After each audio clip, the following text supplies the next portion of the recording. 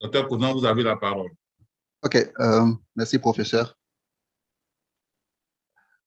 Je remercie le professeur pour l'introduction et également la présentation. Et bonjour à tout un chacun, à tout le monde. Ce matin, je suis déjà l'après-midi, les 13 heures, je suis très heureux de vous présenter cette étude qui a été réalisée au début de ma carrière d'ornithologue, intitulée Impact des plantations cacaoyères sur la biodiversité des oiseaux forestiers dans la forêt classée de la Ténéré au sein de la Côte d'Ivoire. Donc, Okay. Docteur Conan, on va essayer de faire en dual, c'est-à-dire rapidement, quand tu finis une présentation, un slide, tu peux rapidement faire un résumé en anglais pour permettre à nos amis anglophones de faire un meilleur suivi. d'accord, professeur. So, Dr. Conan is a PhD on ornithology. He has worked a few years ago on forest birds when he was starting his career as ornithologist. And the thematic is now ready to present his diploma on his diploma, and this is entitled Impact on Cocoa Farmland on Forest Bird Biodiversity in the Téné National Park, National Forest in Central Côte d'Ivoire. Okay. Donc, le choix du cacao était très important parce que, comme on le sait plus ou moins, la Côte d'Ivoire est très dépendante du cacao et la culture du cacao implique également une grande occupation de terre. Donc, pour aller vers quelques chiffres, déjà, le cacao ivoirien, c'est 15 à 20% du PIB ivoirien, donc qui implique autour de 600 000 planteurs. Et il y a pratiquement le quart de la population ivoirienne qui dépend de la production, de l'exportation et de la vente du cacao. Professeur. Okay, the use of the cocoa is very important for us as Ivorians. As you may know, Côte d'Ivoire is the first producer in the world for cocoa, and it has a very important place on our gross domestic product, which is 15 to 20% of what we gain. And it's also important for the population. 600,000 people are living on cocoa farms. OK, next. D'accord. Donc, comme on l'a vu, le cacao fait vivre beaucoup d'Ivoiriens, également très important pour l'économie ivoirienne. Mais de l'autre côté également, le cacao a eu un impact considérable sur les superficies de forêt en Côte d'Ivoire. Donc, comme vous le voyez sur cette diapositive, nous avons l'évolution de la forêt ivoirienne de 1990 à 2015. Et donc, on constate tous une nette régression de ces forêts en pratiquement 25 ans. Et même si le cacao n'est pas à la base de toutes ces disparitions, mais les plantations cacaoyères sont pour une grande partie responsables de cette perte de forêt en Côte d'Ivoire. Okay, as you may notice, the development of cocoa crops has been done on the detriment of the primary forest. And for today's, you can mention 12 million hectares has been roughly lost, and remaining only 3.5 million hectares today. Of course, cocoa has contributed drastically on the disappearance of this forest, even if it's not the only reason of the destruction of forests. L'une des solutions que le gouvernement a trouvées pour contrer en fait la disparition de la forêt ivoirienne, c'était notamment de mettre sur pied des aires protégées, et notamment des forêts classées, donc pour contrer un peu la dégradation forestière. Mais on a également constaté que ces aires protégées créées ont été également très vite investies par les agriculteurs, et donc qui ont également connu des dégradations assez importantes. Donc là, sur la carte, on voit une partie de l'ouest de la Côte d'Ivoire qui inclut le parc national de Taï avec une série de forêts classées tout autour. Et comme on le voit également, la culture cacaoyère est bien avancée dans certaines de ces forêts classées. Okay. One major action the state has took is to create national parks and classified forests. But even with this disposition, national park and classified forests are also being impacted by cocoa farmlands. And example on maps here shows the southwest part of our country with the major national park, Tai National Park, and around is some national forests. And down you can see here the national forests who have disappeared because of the impact of farmlands, cocoa farmlands. D'accord. Donc, là, face à ces deux situations, naturellement, il est important de voir comment est-ce que cette agriculture-là impactait également non seulement les forêts, mais aussi la biodiversité de ces différentes forêts. Et donc, nous, on a essayé de démontrer cela en utilisant les oiseaux, donc qui sont des espèces assez importantes en termes de bioindication. Et donc, nous avons mis sur pied cette étude dont l'objectif était d'évaluer l'impact de la cacaoculture sur la communauté d'oiseaux forestiers dans la forêt classée de l'Athénée.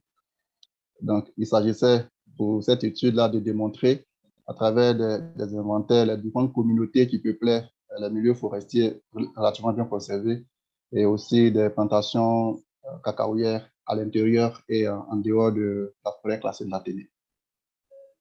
Okay, then this study, which aims to assess the impact of cocoa farmland farming on the forest bird community in the Tene classified forest, was done to see how the cocoa farmlands impact our classified forest and also how this impact the forest bird community.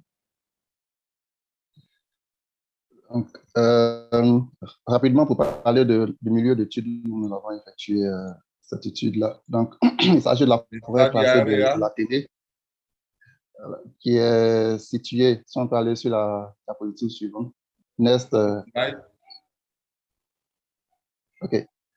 Donc, la forêt classée de l'Athénée est située au centre de la Côte d'Ivoire, donc légèrement dans la zone qui est appelée le V-Barleux, donc qui est une zone forestière en Côte d'Ivoire. Et donc, dans cette forêt classée, qui a une portion relativement bien conservée, il faut noter qu'elle est également gangrénée par les plantations cacaoyères. Donc, selon des observations, selon des enquêtes menées au sein de la forêt, on a pu dénombrer qu'il y avait autour de 472 plantations cacaoyères à l'intérieur de la forêt, donc qui occupent en gros 6,63% de sa superficie. Okay. Professeur. This study was took as already mentioned, in the Tene classified forest, which is in the central middle of the country and not far from the capital city, Yamoussoukro. And okay, it's also home of roughly 472 farm managers, which is represent 6.6 of the total area of the forest. The total area of the forest, which is 294 square kilometers, is majorly the forest. Donc, en clair, nous sommes allés sur une méthodologie bien standardisée. Nous avons essayé de définir 4 surfaces à échantillonner. Donc, 3 surfaces à l'intérieur de la forêt classée et une autre surface à l'extérieur. Donc, à l'intérieur de la forêt classée, nous avons défini une parcelle de forêt bien conservée qu'on appelait forêt naturelle. Ensuite, une parcelle de plantation de cacao et également une parcelle de teck. On a décidé d'aller sur la teckéraie parce que c'est également une essence qui est utilisée pour reboiser les zones dégradées de la forêt. Donc, elle était également important de voir comment est-ce que cette écureuil participe aussi à la conservation ou au maintien des oiseaux forestiers. En dehors de la forêt classée, nous avons sélectionné une parcelle cacaoyère. Donc, il était également intéressant de voir entre la parcelle cacaoyère hors forêt et la parcelle cacaoyère à l'intérieur de la forêt, est-ce qu'on avait les mêmes communautés d'oiseaux qui venaient et comment est-ce que chaque parcelle, chaque plantation impactait la diversité des oiseaux. Donc, chacune des parcelles retenues pour l'étude a une surface de 4 hectares et nous avons échantillonné ces différentes parcelles-là une fois par semaine, donc c'est-à-dire 4 fois dans le mois, selon des horaires aussi bien standardisés, c'est-à-dire de 6 heures à 10 heures pour la matinée et après de 16 heures à 18h30 pour l'après-midi. Okay. Then for making this study, which took place 3 months during the year 2010, which is roughly 12 years ago, we sampled 4 plots of 4 hectares each. 4 different types of forests were identified, namely natural forests, cocoa farm in the classified forest, cocoa farm outside the classified forest, and also a teak plantation. The study was conducted from 6 to 10 in the morning and from 4 to 6:30 in the evening.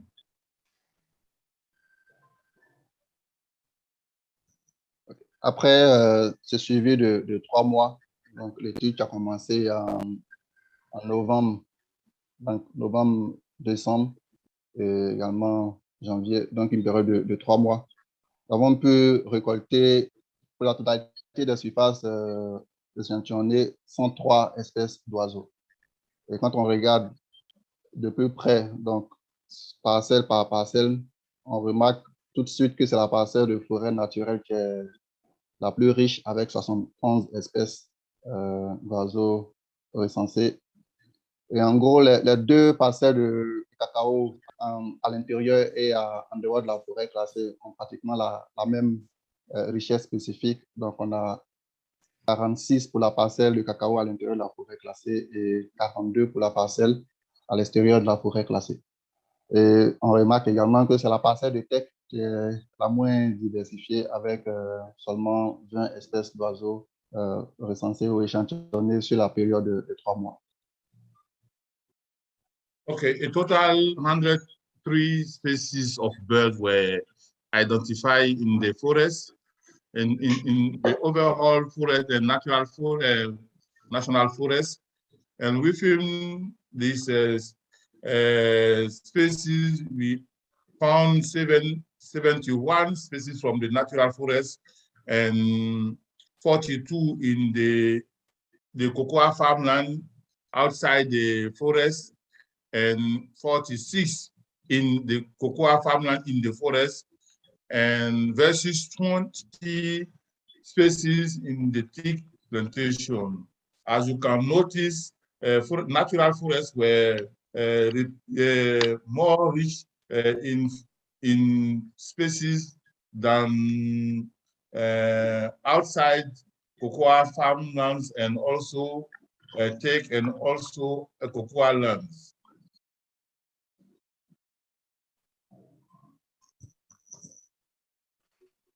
OK. Donc ici, avec ce tableau, on a vraiment essayé de montrer l'impact réel des différentes parcelles échantillonnées sur les oiseaux forestiers. Donc, quand on regarde, on a pris différents paramètres et voir comment est-ce que les espèces variaient d'un paramètre à un autre et aussi d'une surface à une autre. Donc, on a tenu compte des espèces endémiques au biome de forêt, aux forêts guinéo-congolaises, également des espèces endémiques au biome de savane, parce que c'est également important de voir comment est-ce que des milieux qui sont censés être forestiers peuvent abriter des espèces qui sont naturellement confinées à la partie nord savanicole du pays. Et également, nous avons considéré le nombre d'espèces forestières pour chacune des parcelles. Et enfin, le nombre d'espèces des milieux ouverts ou visitant des milieux dégradés. Donc, sur l'ensemble de ces paramètres, on se rend compte que la forêt naturelle est plus ou moins la parcelle qui préserve le mieux les espèces de forêt. Parce que quand on considère les espèces endémiques, par exemple, du biome de forêt, on retrouve sur l'ensemble des parcelles, en gros, 23 espèces qui ont été inventoriées dans la forêt naturelle. Donc, le nombre le plus élevé et qui représente 32,39% des espèces totales échantillonnées dans la forêt naturelle. Les autres sont en des chiffres en deçà, on va dire largement en deçà. Et ce qui montre que la forêt naturelle ou les cacaoyères participent à la disparition des espèces endémiques au biome de forêt. Pour ça, je ne sais pas si on va pas à pas, peut-être étape par étape comme ça.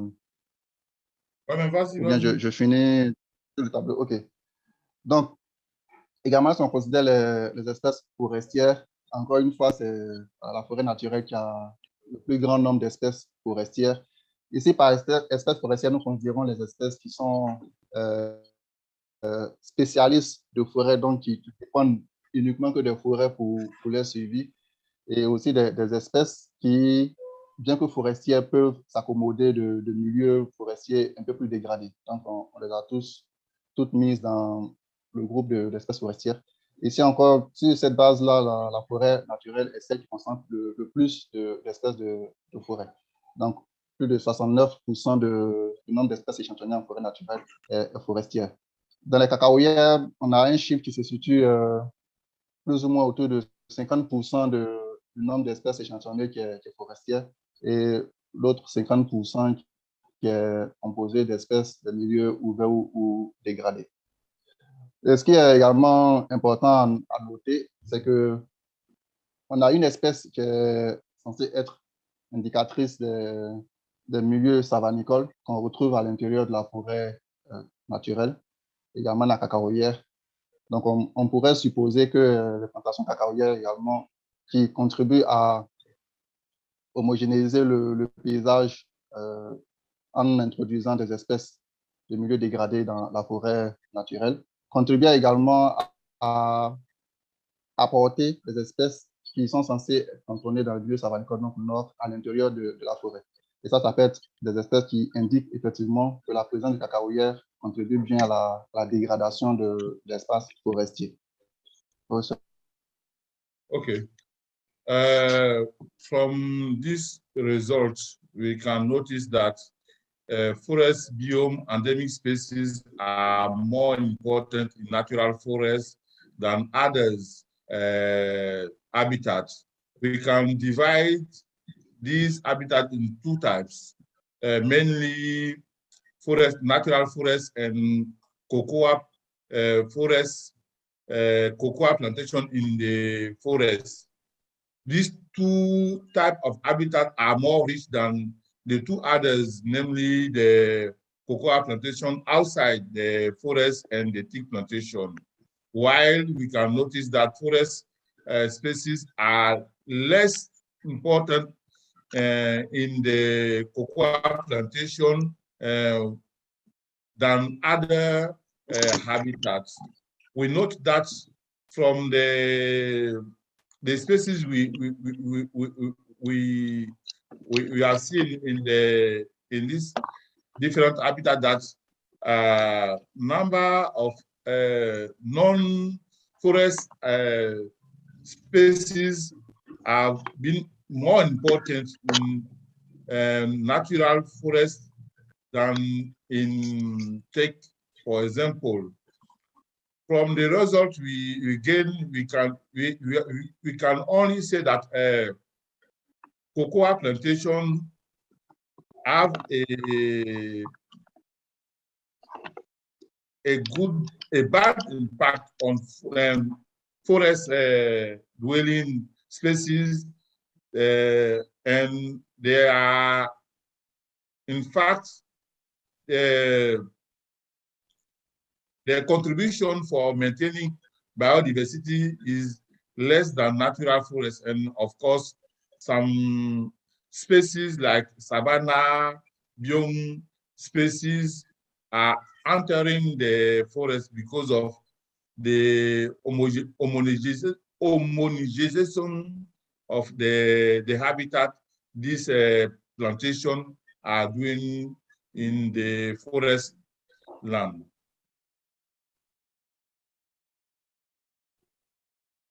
Yes.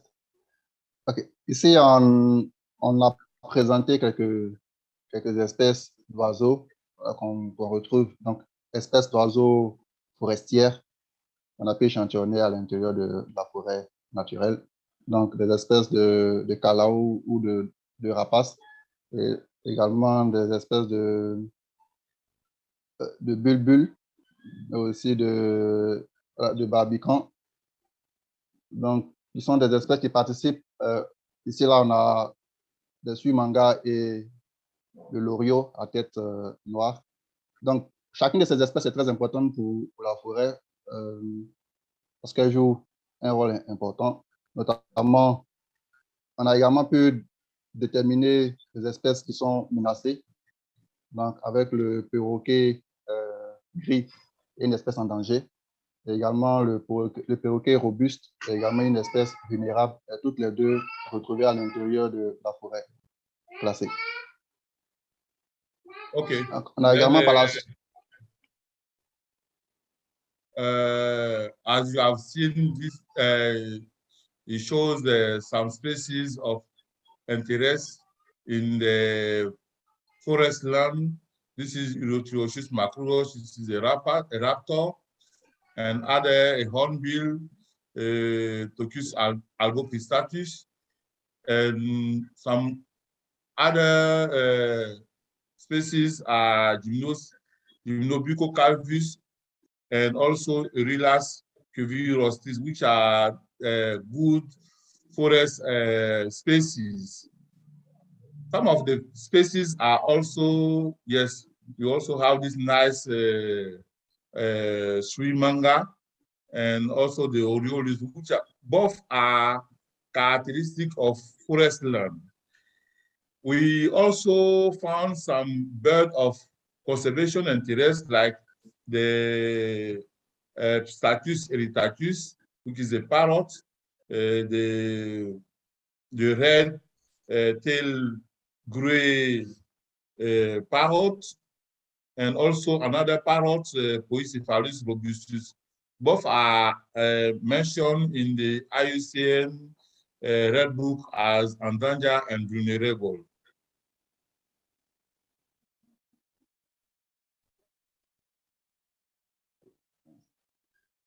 Avec ce tableau-là, on a voulu, à l'aide de paramètres écologiques, donc déterminer toujours la différence ou l'impact de l'aquaculture sur les oiseaux. Donc, avec les indices de diversité comme l'indice de Shannon et l'indice d'équitabilité, on a également pu démontrer que de tous les milieux, la forêt naturelle est celle qui est la plus diversifiée et également qui concentre des populations qui se répartissent plus ou moins équitablement entre les différentes espèces présentes. Par contre, dans les forêts, la forêt à base cacaoyère, par exemple, ou les plantations cacao, on se rend compte que là, on rencontre de plus en plus des espèces plus grégaires, donc avec la présence de tisséens. Donc, ils font que l'indice d'équitabilité est beaucoup moins élevé qu'en forêt naturelle. Donc, écologiquement, cela témoigne de la présence de plus de niches écologiques au sein de la forêt naturelle et qui fait que plusieurs espèces peuvent utiliser valablement la forêt sans qu'ils interviennent des facteurs de compétition. Et ce qui n'est pas toujours le cas dans les forêts à base de cacao. Okay. This table shows the synthesis of some ecological parameters on different floods and shows again the importance of natural forests for forest birds versus the cocoa farm, whether in the forest or within the forest or outside the forest. It shows also that thick forests are not good for maintaining a high diversity of forest birds. As shown by the Shannon Indices and the Kitability Indices, natural forests are home of forests versus cocoa farmland. And it shows that, of course, if you want to maintain forest bird, we need to maintain good forest land and not cut everything down for making cocoa in our country. Cette figure est également très importante parce qu'elle permet de montrer comment est-ce que les milieux, les plantations cacaoyères, qu'elles soient en forêt classée ou en dehors de forêt, peuvent être similaires sur la base de leur diversité ornithologique. Donc, ce qui veut dire que concentrer des forêts, des plantations de cacao à l'intérieur des forêts signifie dégrader davantage ces milieux et contribuer à la perte des espèces d'oiseaux qui dépendent effectivement de ces forêts-là.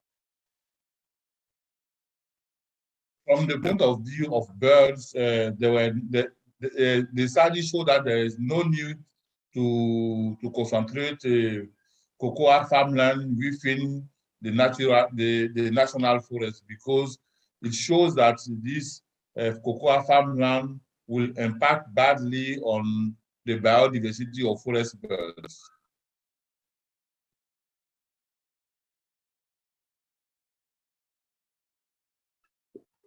L'étude a été de courte durée, 3 mois. Je pense que ce n'est pas largement suffisant pour vraiment interpréter les données scientifiques obtenues.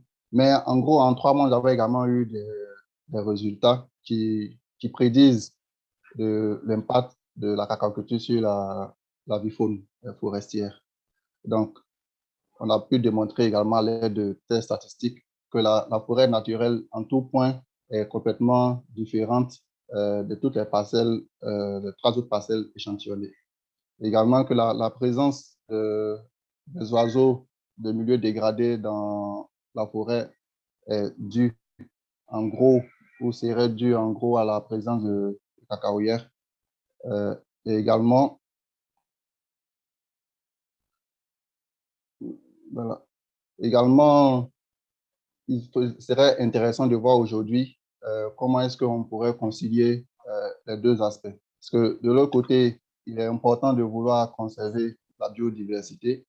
Et de l'autre, il est également important pour la Côte d'Ivoire de maintenir son niveau économique. Donc, aujourd'hui, le problème, c'est de voir comment est-ce qu'on peut concilier ces 2 aspects entre intérêt écologique et intérêt économique. Je pense qu'il y a des solutions qui sont en voie, notamment la proposition de culture de cacao sous ombrage ou d'agro-forêt. Et toutes ces solutions sont sur la table. Mais le problème majeur, c'est l'absence de données scientifiques pour éprouver, pour appréhender l'impact réel de telle ou telle solution apportée. La Côte d'Ivoire est un gros producteur de cacao et nos forêts classées continuent d'être dégradées. Donc aujourd'hui, nous sommes à un carrefour et voilà, il faut que nous puissions développer plus d'études pour mieux comprendre ce phénomène de dégradation de forêt. Okay, from this study, we have to conclude that natural forest is statistically different from the man-made cocoa forest, whether in the forest area or outside the forest area, where the presence in all plots of birds in open environment underline the degradated nature of forests of the Tene forest, and it's due to the presence of cocoa farmland. Côte d'Ivoire is a major producer of cocoa, and this means that he has to choose whether which kind of politics he has to do when it's come to decide conservation or making some benefit from cocoa land. Anyway, we need some more scientific data to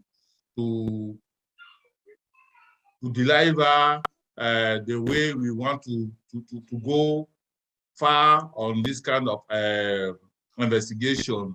The study was of short term, 3 months. Of course, it needs some more. We need some more work to do and to convince politics on the bad effect of forest catching for cocoa. But of course, as you know, we also need the money of cocoa, and whether we want to conserve our forest, we also need to balance when it's come on this business master on cocoa plantation. We need also to discuss a bit more about this investigation. We need to continue the investigation on the effect of cocoa farmland on birds in Côte d'Ivoire, because as you know, and as already mentioned, a big part of our forest has been cut down for diverse reasons, and including cocoa farmland. Then we need some more scientific data to push scientists and on this cocoa business, and to show how the cocoa, as it has already cut down the forest, how this cocoa business can also help to grow up the forest, to save the remaining forest, and also to build a new forest for Côte d'Ivoire.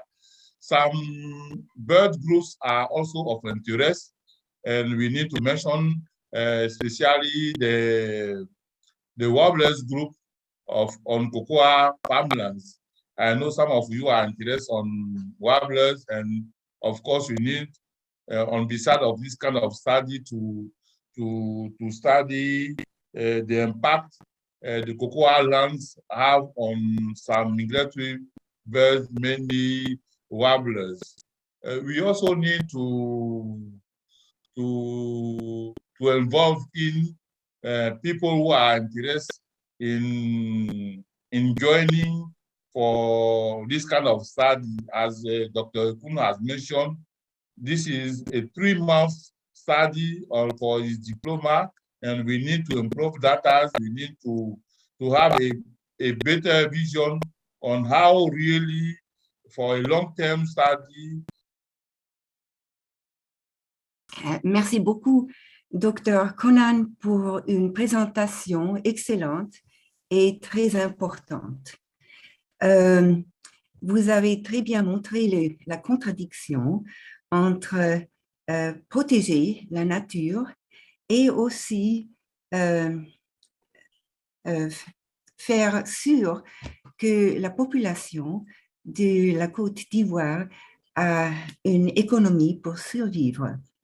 J'ai grandi en Suisse et j'ai été éduquée en Suisse. Et comme Suisse, j'ai toujours pensé que le chocolat, c'est une partie très importante de la diète quotidienne. Et regardez, en voyant votre présentation excellente, j'ai naturellement su déjà avant, mais maintenant vous avez présenté la situation beaucoup plus critique. Et j'ai pensé peut-être que la première chose que je devrais faire, c'est de ne plus manger le chocolat, ce qui serait quelque chose de très difficile pour moi. Mais je comprends aussi par votre présentation que ça ne servirait pas au peuple de la Côte d'Ivoire. Et alors, qu'est-ce qu'on fait? Et peut-être vous pourriez me dire, et aussi le professeur Hilaire, qui a très bien traduit entre le français et l'anglais, peut-être vous pouvez me donner du feedback à deux idées que j'avais, et je comprends naturellement rien, c'est pour ça que je vous demande, si on pouvait changer la culture du cocoa par laisser pousser les mauvaises herbes et les petits arbres entre les arbres de cocoa. Ça serait une chose. Une autre chose serait que la Côte d'Ivoire diversifie l'économie et fait plus de produits pour vendre et pas simplement être exploité comme producteur de, comment dit-on, raw material. Et peut-être que je devrais aussi traduire ça en anglais. Thank you very much, Dr. Conan, for an excellent and very important presentation. I also would like to thank Professor Hilaire for his expert translation from one language to the other, and you see that it's difficult and I'm struggling a little bit. I grew up in Switzerland, and as a Swiss, I grew up as believing that chocolate is a very important part of the daily diet. And because of your presentation, of course, I knew this before, but your presentation encapsulated this much more. The discrepancy between trying to preserve nature on the one side and ensuring a good economy for the people of Côte d'Ivoire. And I had two questions, and I don't know, but I thought that maybe two possibilities to get out of this contradiction would be, on the one side, to see whether it would be possible to grow cocoa by allowing more other plants to grow between the trees, something like what we have with coffee, shade coffee, where it's not a pure plantation, but more of a mixed plantation. I don't know, it's a question. The other thing, I think we need to start to think that the Côte d'Ivoire and other countries may have to change, and we will have to help in that, from being mainly a producer, producing raw material for Europe and America, and instead changing the economy in joining the general economy by producing produced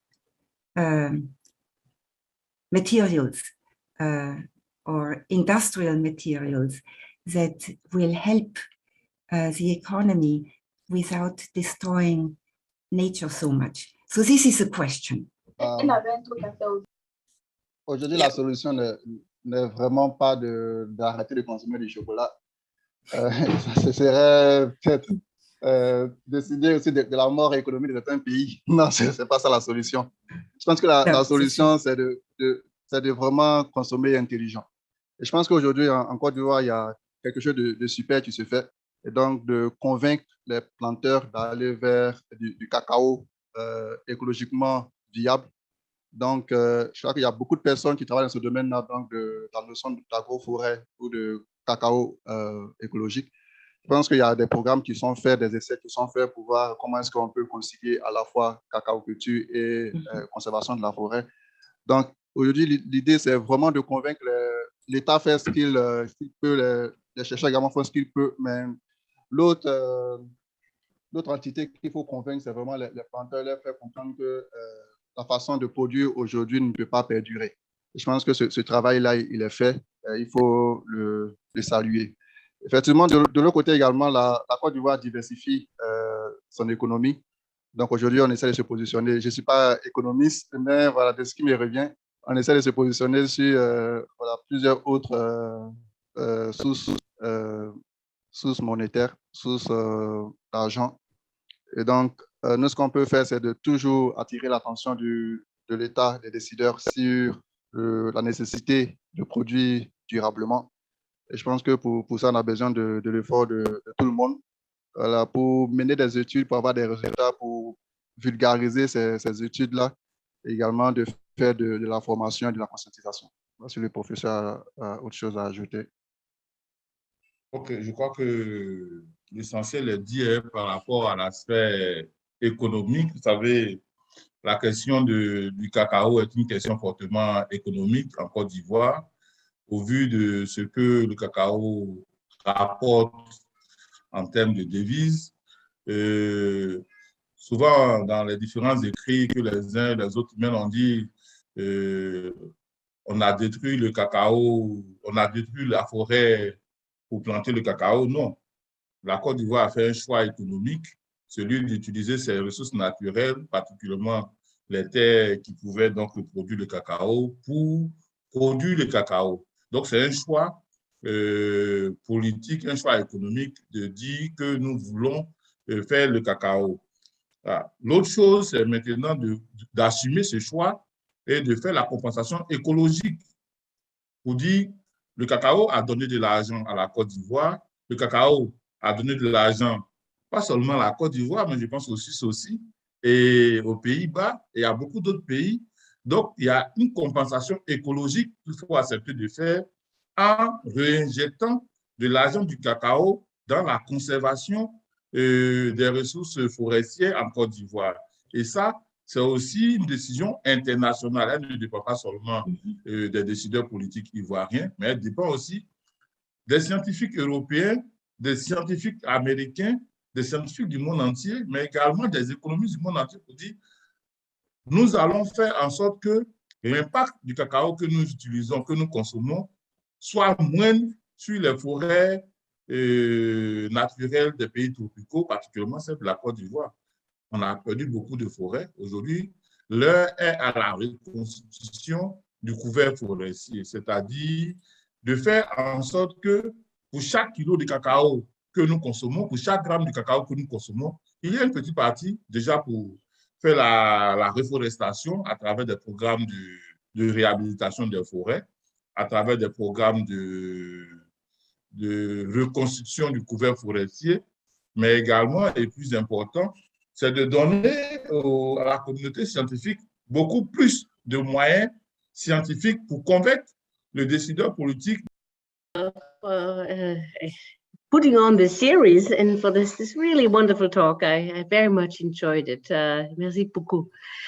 I'm working at the Swiss Ornithological Institute with Ellie, and we are very happy to intensify efforts to really put an emphasis on Africa. So I'm really glad this is happening. En français est très simple. Avez-vous utilisé de filets japonaises? This is to is that Miss Net? Oui, oui, nous sommes très intéressés par les filets japonais. Déjà, il y a quelques études, quelques captures qui sont réalisées, qu'on a déjà réalisées avec l'équipe ornithologique conduite par le professeur Kokore Beibro, donc dans différents milieux. Et ça donnait, je crois, il y a même Dr Assa qui est présent, qui a fait sa thèse en utilisant les filets japonais pour faire des captures d'oiseaux au banco, et qui a donné de très bons résultats également. Donc oui, également, si des personnes sont intéressées à nous envoyer des filets japonais, nous sommes preneurs. Voilà, donc... Alors, ce qu'il faut mentionner également, c'est que dans l'étude du docteur Conan, ce sont des études basées sur l'observation directe. Il n'y a pas eu d'utilisation. C'est ça, non, je crois bien, pas d'utilisation de filets japonais dans le sous-bois. Non, non, pas de filets japonais, que les jumelles. Des observations. Ce qui voudrait dire que si une étude est conduite de long terme en utilisant des filets japonais et toute autre méthode, on pourrait avoir des données beaucoup plus fines. Parce que, bien sûr, les écosystèmes de cacao-culture se comportent par endroits comme des sous-bois de bonne forêt lorsque bien sûr, le couvert forestier aux alentours des forêts n'est pas complètement détruit. Et également, dans l'aquaculture, on a pu avoir une bonne diversité de manga et de sylvidés, donc des espèces qui fréquentent aussi le sous-bois, donc avec des filets, que ce soit dans l'aquaculture ou en forêt, comme le professeur l'a dit, voilà, on pourrait avoir vraiment de très, très bons résultats, des choses assez intéressantes. Is that yes or no? We are sorry, Paul. So my follow-up question, si vous avez utilisé des filets, pensez-vous que aviez trouvé plus d'espèces? Parce que dans la forêt, le oiseau est très difficile to see, whatever that would be. Oui, bien sûr. Dans cette étude qu'on a présentée, on n'a pas utilisé de filets japonais. Mais effectivement, dans d'autres études, on a utilisé des filets japonais pour l'inventaire des oiseaux. On a pu avoir des résultats assez conséquents avec l'usage des filets. Comme vous le dites, en forêt, c'est vraiment difficile de faire des inventaires, surtout pour des espèces de petite taille. Donc, il est souvent très intéressant aussi d'associer les filets japonais à des études en forêt. Donc oui, comme le professeur l'a déjà souligné, nous pensons qu'en ajoutant ou en faisant une autre étude, peut-être sur une plus longue période, avec l'usage de plusieurs méthodologies comme la capture au filet japonais, on aurait vraiment quelque chose d'assez intéressant. Et ça permettrait vraiment d'avoir une vue plus large de la diversité réelle de la forêt classée de l'Athénée, puisque ce qu'on a présenté, les 103 espèces, c'est vraiment sur 3 mois, c'est très court. Et ça ne permet pas vraiment de témoigner de la diversité réelle à l'échelle de toute la forêt. Donc ça aussi, c'est une étude qu'on pourrait réaliser pour déterminer l'importance vraiment de la forêt classée de l'Athénée dans la conservation des espèces d'oiseaux. Some of the answer, I think. Right. Pour la présentation. C'était vraiment très clair et très intéressant. Moi, je pense que vous avez en quelque sorte répondu à la question que je voulais poser. Je me demandais, c'est vrai que il y a un réel impact, comme l'a dit tout à l'heure le professeur Belair, du développement des cultures de cacao sur la forêt naturelle. Mais est-ce qu'il y a des études, je me demandais s'il y avait des études beaucoup plus poussées qui ont été faites sur la probable utilisation de produits chimiques au niveau de ces plantations et essayer de voir s'il y a un transfert, par exemple, de microcontaminants avec les oiseaux. C'était ma question. Merci. OK. À notre connaissance, non, pas encore. Quand je dis à notre connaissance, oui, puisque normalement, c'est nous qui devions expérimenter cela, mais on n'a pas encore fait d'études spécifiques tendant à montrer l'impact des produits chimiques utilisés dans la aquaculture sur les oiseaux. Effectivement, c'est une bonne thématique, parce que également, nous savons que de plus en plus c'est vrai qu'il y a une tendance à sortir de l'agriculture des produits assez nocifs, mais on sait également que dans nos contrées, des parents qui ne savent pas continuer d'utiliser des produits très, très nocifs. Donc, il est aussi important de voir cet aspect des choses, mais nous, on ne l'a pas encore fait en Côte d'Ivoire. Voilà. En ce qui concerne les oiseaux. Voilà. Avec d'autres groupes zoologiques, je ne sais pas s'il y a eu des tests d'études, mais chez les oiseaux, pas encore. Merci. Merci, Dr. Conan, ça a été très intéressant. Donc, moi, j'ai travaillé en Cameroun pour mon doctorat, aussi dans les champs cacaoyers. Et là-bas, on trouve que la majorité des champs sont avec beaucoup d'ombrage. Et il n'y a pas beaucoup de champs qui sont ouverts. Et on trouve que les oiseaux... Bon, il y a différents oiseaux dans les champs avec ombrage que les champs qui sont ouverts. Et donc, ma première question, c'était si les champs dans votre étude, s'il était tout ouvert ou bien s'il y avait quelques champs ouverts et quelques champs avec ombrage. Non, en fait, toutes les parcelles qu'on a échantillonnées sont des parcelles, comme vous le dites, dégagées sans arbres. Sans arbres natifs. Parce qu'ici, en Côte d'Ivoire, c'est de plus en plus que la culture de cacao sous ombrage commence à se développer. Sinon, par le passé, c'est un cacao qui est produit sur précédent brûlis, c'est-à-dire qu'on brûle tout, on dégage tout, et puis on met le cacao. Et au fur et à mesure que le cacao grandit, on fait de la complantation avec des cultures vivrières. Et au fur et à mesure que le cacao pousse, voilà, on dégage tout ce qui est culture vivrière, on garde que les plants de cacao. Et donc, c'est dans ce type de plantation que nous avons travaillé. Mais effectivement, de plus en plus, il y a encore des plantations sous ombrage qui se développent.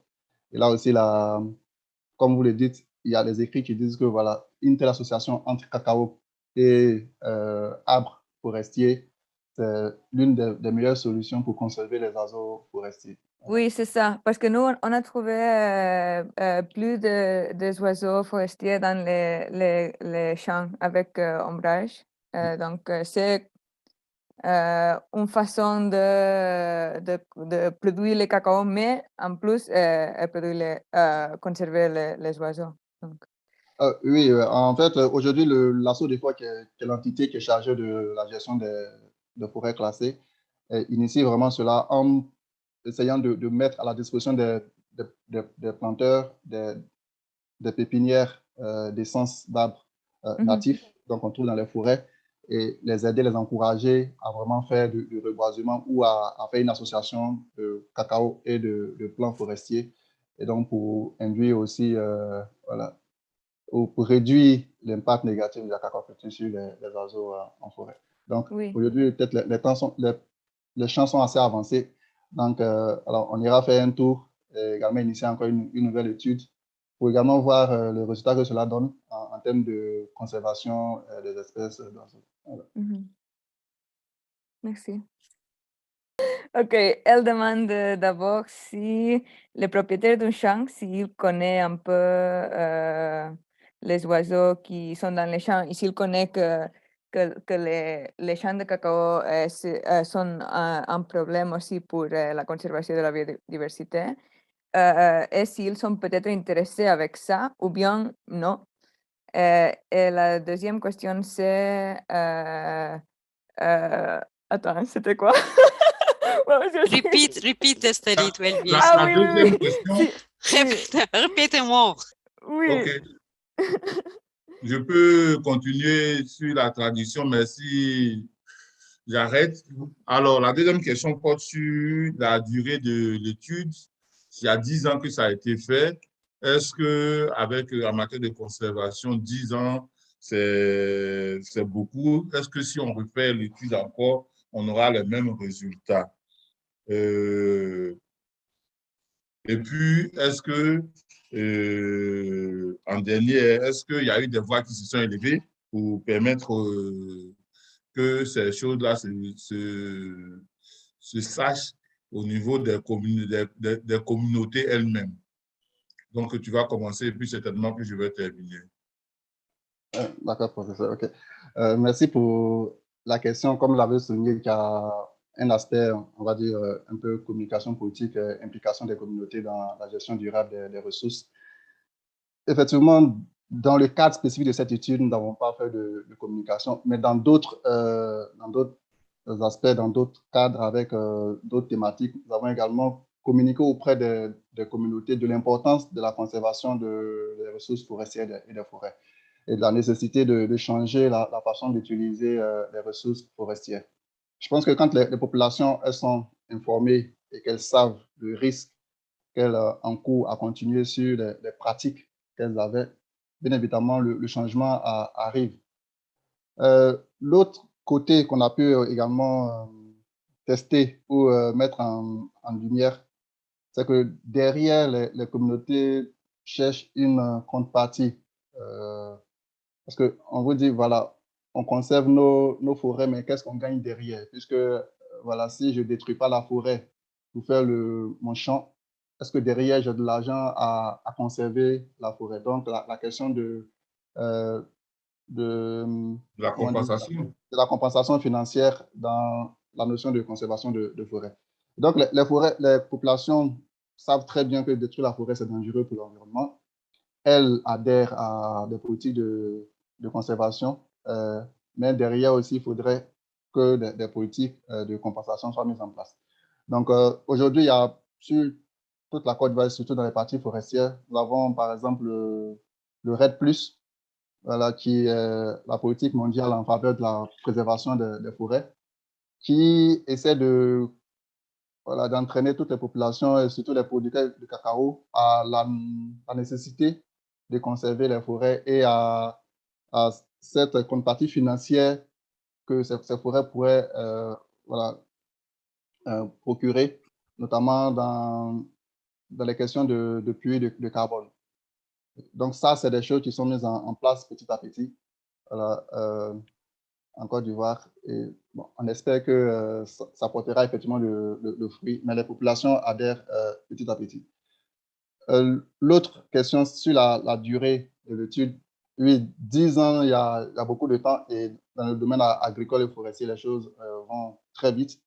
Et même sur le plan décisionnel, il y a beaucoup de décisions qui ont été prises en Côte d'Ivoire, notamment sur l'implication des forêts classées dans la dégradation des forêts avec la nouvelle politique forestière de 2017 qui catégorise à nouveau les forêts classées, qui introduit la notion d'agroforêt dans la conservation forestière.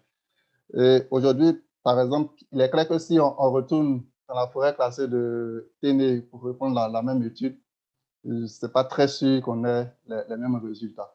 Mais de l'autre côté, ne pas être très sûr d'avoir les mêmes résultats fait dans un sens positif, puisque depuis, il y a eu également de l'engouement, il y a eu des choses qui ont évolué, comme par exemple la promotion des parcelles forestières naturelles au sein des forêts classées, donc d'accentuer beaucoup plus la préservation de ces forêts classées. Donc ça, c'est des mesures qui ont été mises en place et qui, voilà, déjà portent des fruits, même si c'est très lent, parce que dans le domaine forestier, une fois qu'on a fini de détruire, c'est plus facile à détruire, mais c'est très lent de reconstituer, voilà, ce qu'on a détruit. Donc, ce serait vraiment intéressant de reprendre l'étude et de voir où est-ce qu'on en est et des progrès qui ont été faits depuis 10 ans. Et je pense avoir répondu à... J'ai fait un master 2 en biologie de la conservation et gestion de la faune avec le professeur Hilaire. Et avec lui, j'ai étudié 3 espèces, dont le calao, le hibou et l'éléphant. Cependant, j'ai levé la main pour un complément d'information par rapport à ce que le docteur Ekun Konan disait. Et c'est concernant les réformes qui sont mises en place par rapport à l'implication en fait, des planteurs de cacao et la conservation. J'ai fait mes recherches dans 2 forêts classées, la forêt classée de Beki et la forêt classée de Bossemati. Et j'étais sous la coupole de l'assaut des forts.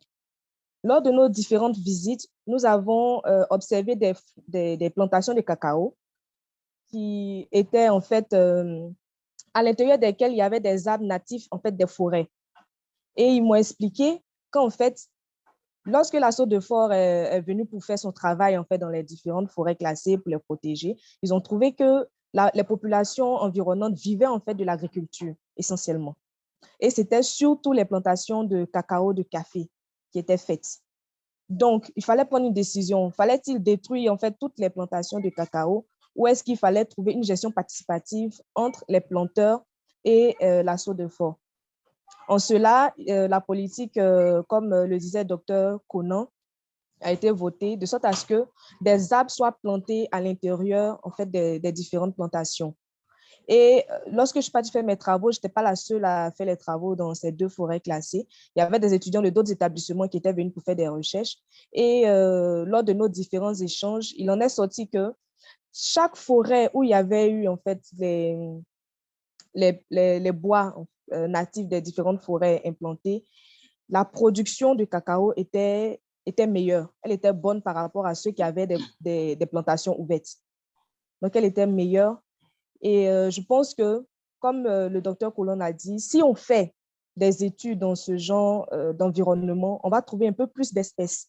Parce que les arbres grandissent et les forêts de cacao restent là le temps qu'il faut. Et puis bon, en fait, il y a une bonne cohabitation entre les deux. Donc, je pense que c'est déjà une bonne solution vu qu'on ne peut pas éradiquer complètement la culture. Ça, je ne pense pas que ce soit possible parce qu'ils vont toujours aller ratisser un endroit pour faire une plantation.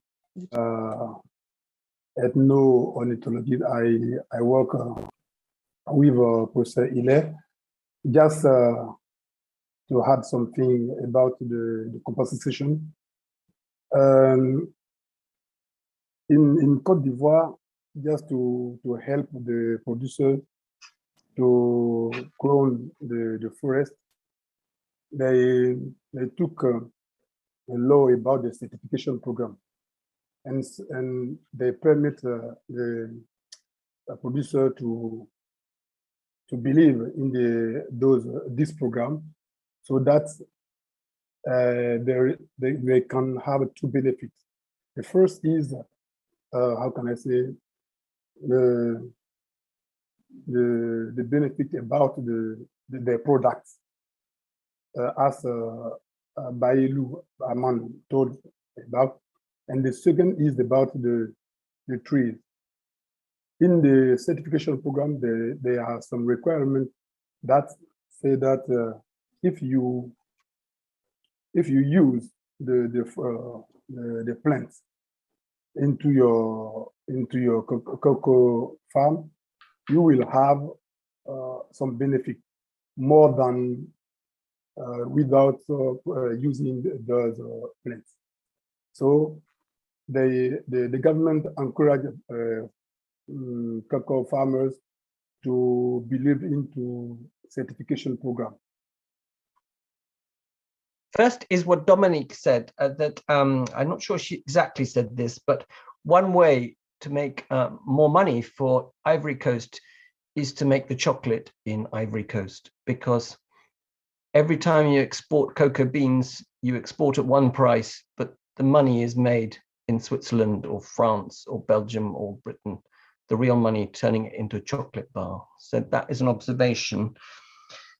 My second observation, and I don't know whether this is real French, but I will try. Okay.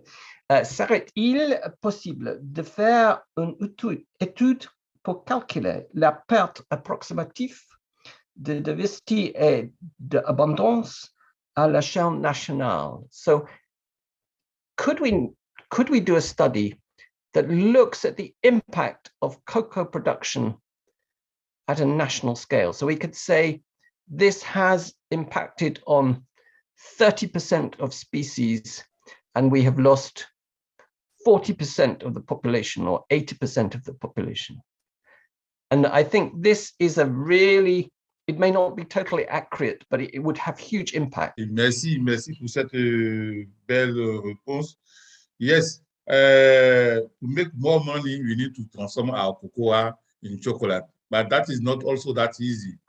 We need first at least to change the cocoa beans just in, how they say, food, at least to make some more value, to make put some more value on the cocoa. And this is possible, changing the beans to possible, but it's also how they say, a political and economic decision where our countries need to take. Yes, for the study, yes, it's possible also to make a study in such a way that we can show the approximative loss on biodiversity and other ecosystem service that we are losing by doing cocoa, and make the balance how this cocoa is impacting badly on our way of living. Anyway, we still need to put this on paper and push it, because it's not something the economists are ready to do for against the cocoa. This is maybe you or others of who are interested on science, who can help down here to push this kind of study. As you can mention, this study we are discussing is done 10 years, 12 years ago, and it was just a diploma thesis. And from my knowledge, no other study has been done on cocoa on how this cocoa affect biodiversity, how this cocoa affect birds. This means that we need to take a decision, and we need also to be helped on this kind of study, because this needs some money. This needs some people who are interested on cocoa matters and scientific aspects of this cocoa matter. And as mentioned on the conclusion, any kind of help to give data who shows evidence on how the cocoa business is affecting our ecosystem is. Bonjour à tous, je suis Kwadja Sonia, je suis étudiante, je présente le doctorat sous l'encadrement du professeur Yao Kokoré. Je travaille sur les oiseaux des rizières. Donc, je voulais remercier le Dr Kono pour sa présentation, qui a été brillante, et puis pour l'intérêt que tous les participants accordent à cette thématique qui est un sujet très sensible au niveau de la Côte d'Ivoire, qui est la cacao culture. Parce que la Côte d'Ivoire est le premier producteur de cacao dans le monde. Donc, cette spéculation suscite beaucoup d'intérêt, il y a beaucoup de choses à dire là-dessus. Effectivement, je voulais juste ajouter au niveau de la politique, c'est qu'au niveau international, il y a des discussions qui sont faites par rapport à l'origine du cacao qui est produit et qui est importé au niveau international. Et il y a, depuis l'année dernière, si je ne me trompe pas, les grands chocolatiers européens se sont réunis pour vérifier, pour mettre en place une due diligence, qui est un peu un système de vérification qui est nécessaire par rapport aux sources d'approvisionnement du cacao. Parce que c'est un peu le système de l'APV Flex qui est un moyen de pouvoir vérifier les sources de production du cacao, de sorte que ce cacao-là provient ne provoque pas en fait la déforestation. Et il y aurait des études qui montreraient que les 90% du cacao qui vient de la Côte d'Ivoire viennent des forêts classées.